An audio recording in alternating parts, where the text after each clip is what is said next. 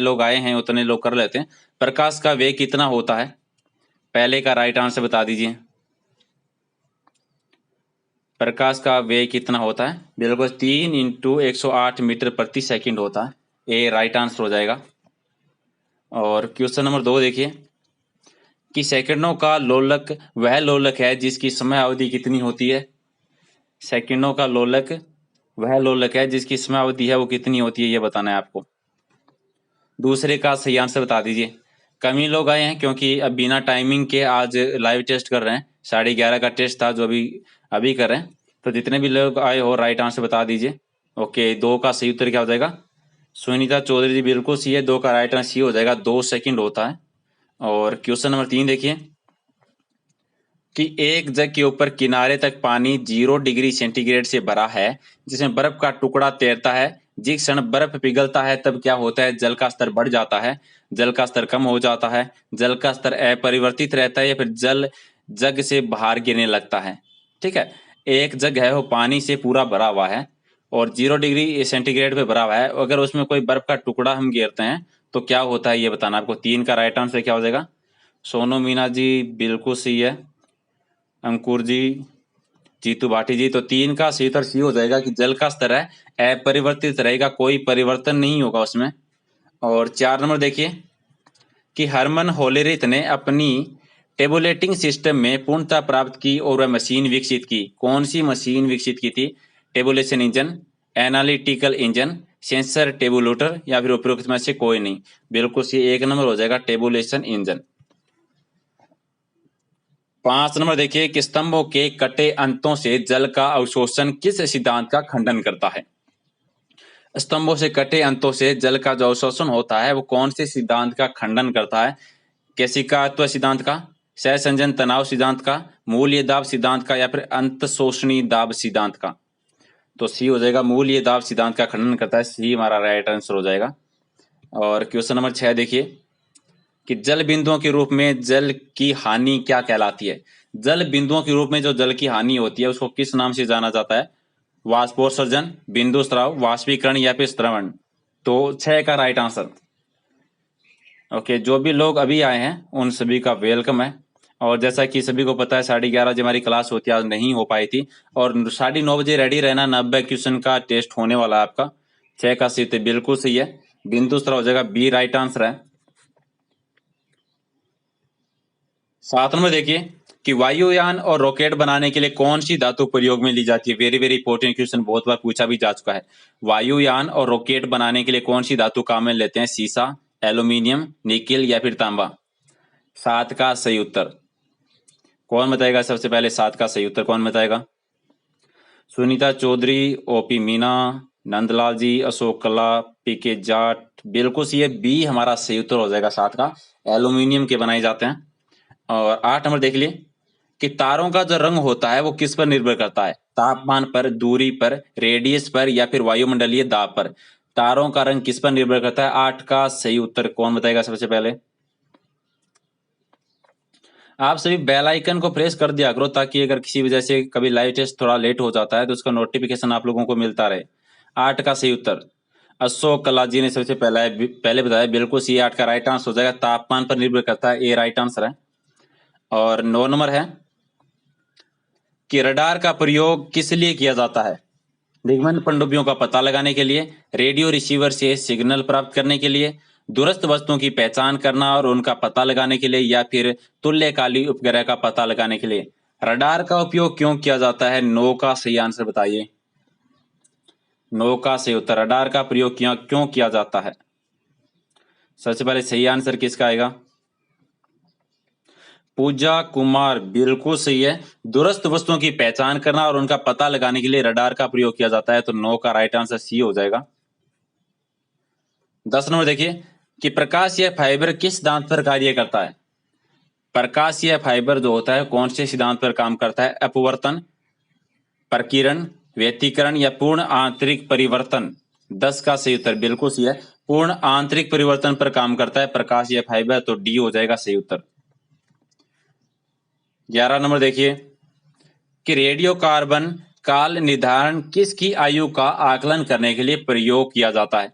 Radiocarbon काल निर्धारण C14 जो काम में लिया जाता है वो किसका? मृदा, स्मारक, जीवाश्म या फिर चट्टाने? 11 का सही उत्तर क्या हो जाएगा? ओपी मीना जी बिल्कुल सीख रहे हो। अशोक कला जी आपका भी सही है। सुनीता चौधरी आपका भी सही है। नंदलाल जी, मुकेश जी, वेरी गुड। जीवाश्म का आयु है वो पता लगाने के लिए रेडियो कार्बन विधि है वो प्रयोग में ली जाती है। चलिए क्वेश्चन नंबर देखिए कि संचार उपग्रह का प्रयोग किया जाता है। संचार उपग्रहों का प्रयोग है वो क्यों किया जाता है? केवल प्राकृतिक संसाधनों की जानकारी देने के लिए, केवल संचार संकेत प्रेषित करने के लिए, केवल संचार संकेत प्राप्त करने के लिए या फिर संचार संकेत प्राप्त करने और पुनः प्रेषित करने के लिए? 13 का सही उत्तर क्या हो जाएगा? 13 का राइट आंसर डी हो जाएगा। संचार के संकेत उन्हें भेजने के लिए और वापस पाने के लिए किया जाता है। डी सही उत्तर हो जाएगा। और क्वेश्चन नंबर 14 देखिए, फेरड किसका एकक है? फेरड जो है वो किसका एकक? प्रतिरोध का, चालकत्व का, धारिता का या फिर प्रेरकत्व का? 14 नंबर क्वेश्चन का सही आंसर बिल्कुल सी है, धारिता का होता है। सी राइट आंसर हो जाएगा। और 15 नंबर देखिए कि स्टील रबर से अधिक प्रत्यास्थ है क्योंकि? स्टील जो है वो रबर से ज्यादा प्रत्यास्थ है। क्यों है इसका रीजन बताना है। पहला है कि स्टील सरलता से विरूपित हो जाता है। दूसरा है कि स्टील रबर से अधिक कठोर होता है। तीसरा है कि स्टील को अधिक विरूपण बल चाहिए। और चौथा है कि स्टील कभी विरूपित नहीं होता। तो 15 का सही उत्तर क्या हो जाएगा? स्टील को अधिक विरूपण बल चाहिए। ठीक है, सी हो जाएगा।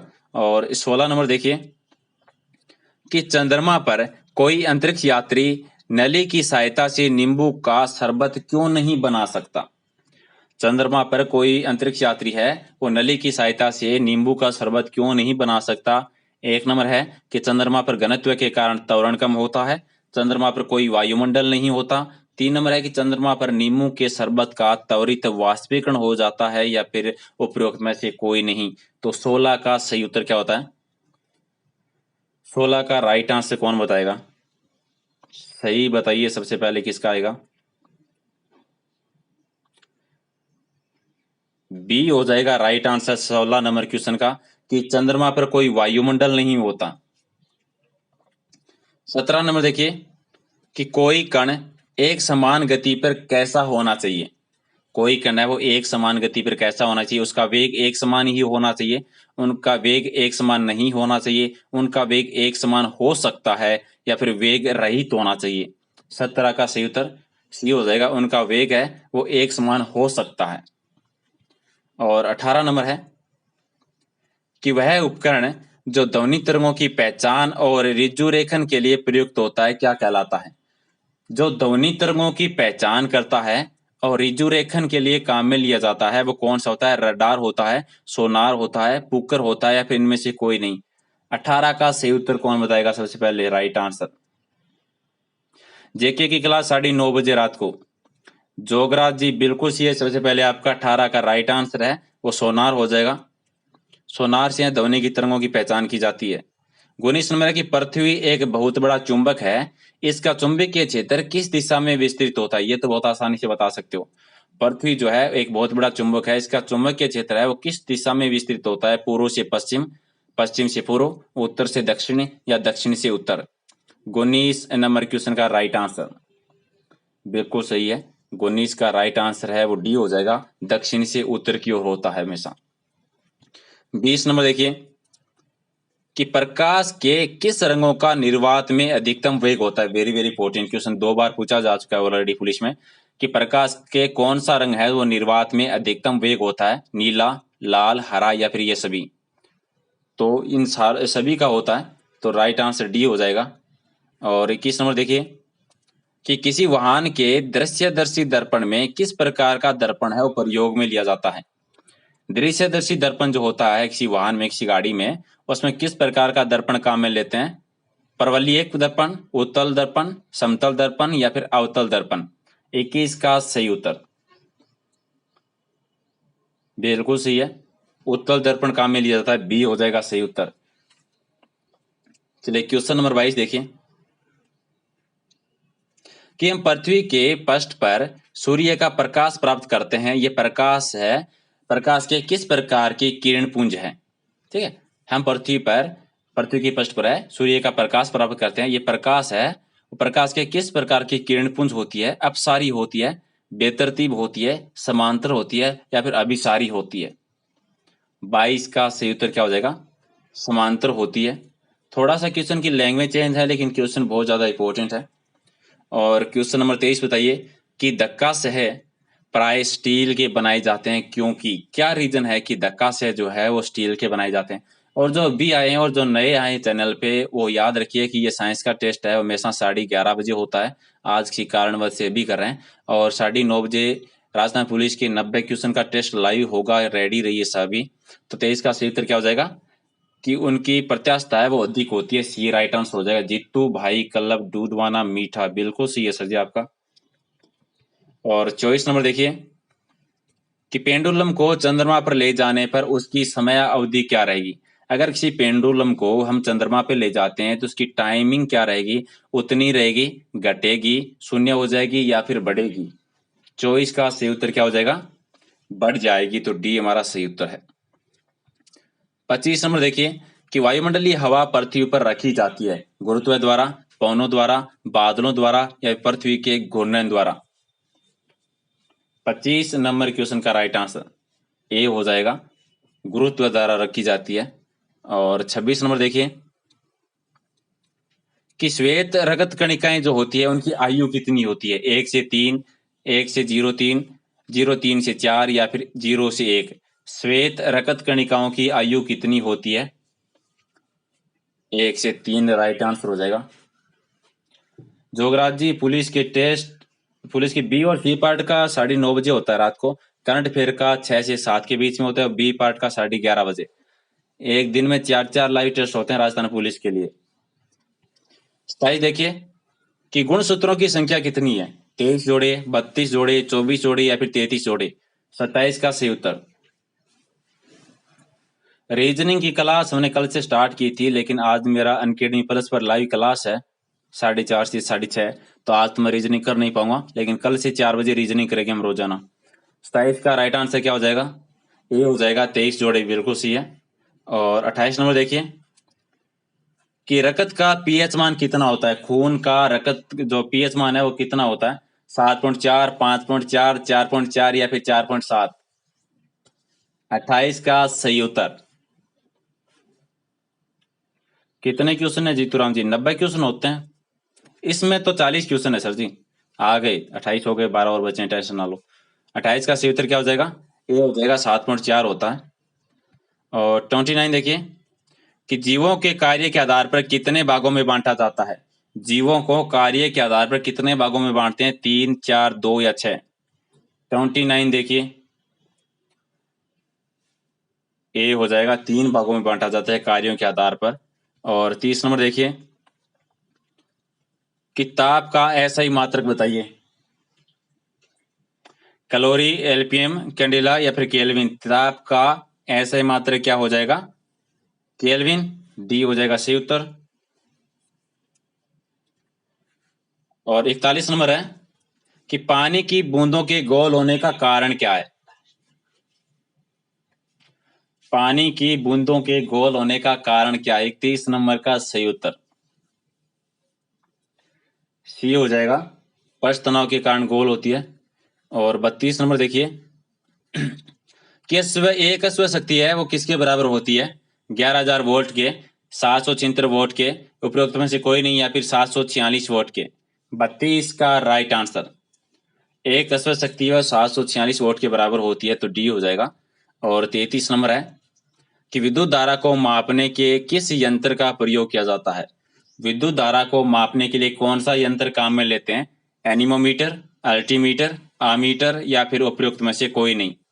33 का सही उत्तर क्या हो जाएगा? आमीटर को काम में लिया जाता है विद्युत धारा को मापने के लिए, तो सी हो जाएगा सही उत्तर। और क्वेश्चन नंबर 34 देखिए कि सामान्य शरीर में लोहे की औसत मात्रा कितनी होती है? एक सामान्य मनुष्य के शरीर में लोहे की औसत मात्रा कितनी होती है? 0.15, 0.005, 0.004 या फिर 0.046? 34 नंबर क्वेश्चन का सही आंसर बता दीजिए। जी सर, बिल्कुल कमेंट आ रहा है कि सर फायदेमंद रहेगा। इसका फायदा साइंस वाले का पार्ट का ये फायदा है सर जी, आप अगर राजस्थान पुलिस में तो आपका फायदा होगा ही होगा, और इसके जस्ट बाद में जब आपका एलडीसी का एग्जाम होगा तो इसमें साइंस के बहुत सारे क्वेश्चन आते हैं, यही कुछ साइंस है जो उसमें आने वाली है, तो डबल फायदा हो जाएगा, टेंशन ना लीजिए आप। 34 का सी उत्तर क्या हो जाएगा? सी हो जाएगा, बिल्कुल 0.004 होती है लोहे की मात्रा। 35 नंबर देखिए कि विज्ञान की किस शाखा के अंतर्गत मानव जाति का अध्ययन किया जाता है? ये तो किसी का गलत होना ही नहीं चाहिए, बहुत ईजी है। 35 नंबर क्वेश्चन का राइट आंसर बता दीजिए। 35 का सही उत्तर क्या हो जाएगा? बिल्कुल ये 35 नंबर का राइट आंसर कमलेश गिरी जी का ए आया, बिल्कुल एथनोग्राफी कहा जाता है, ए राइट आंसर हो जाएगा 35 का।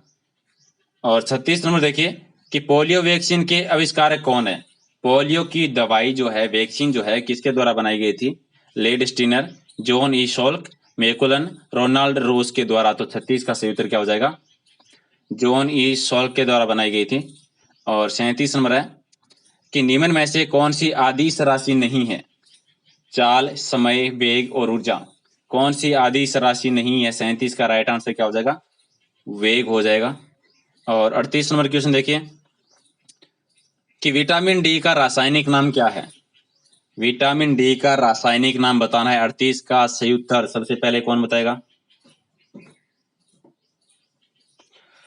बिल्कुल सही है, 38 का राइट आंसर है वो हो जाएगा कैल्सीफेरोल, बी है वो सही उत्तर है इसका। और 39 देखिए कि डिप्थीरिया से शरीर का कौन सा अंग प्रभावित होता है? डिप्थीरिया से शरीर का कौन सा अंग प्रभावित होता है? फेफड़ा, आंत, तंत्रिका तंत्र या फिर श्वास नली। 39 का सही उत्तर नरेश पारिक, बिल्कुल सही है सर जी, आपका डी राइट आंसर हो जाएगा। श्वास नली प्रभावित होती है डिप्थीरिया से। चलिए क्वेश्चन नंबर 40 और लास्ट क्वेश्चन है आज के टेस्ट का कि हमारे पौधे दूषित वायु को शुद्ध करते हैं, परिभाषा किस वैज्ञानिक द्वारा दी गई थी? यानी सबसे पहले किस वैज्ञानिक ने परिभाषा दी थी कि हरे पौधे हैं वो दूषित वायु को शुद्ध करते हैं? जोसेफ प्रिस्टले, रॉबर्ट मेयर, अरस्तु, स्टीफेन हेल्स। तो राइट आंसर 40 का सही उत्तर कौन बताएगा? देशराज सिंह जी, अक्षय यादव, बिल्कुल सही है सर जी, सबसे पहले आपका अशोक जी का सही है, ये हो जाएगा जोसेफ प्रिस्टले के द्वारा दी गई थी। ओके, तो ये थे 40 क्वेश्चन।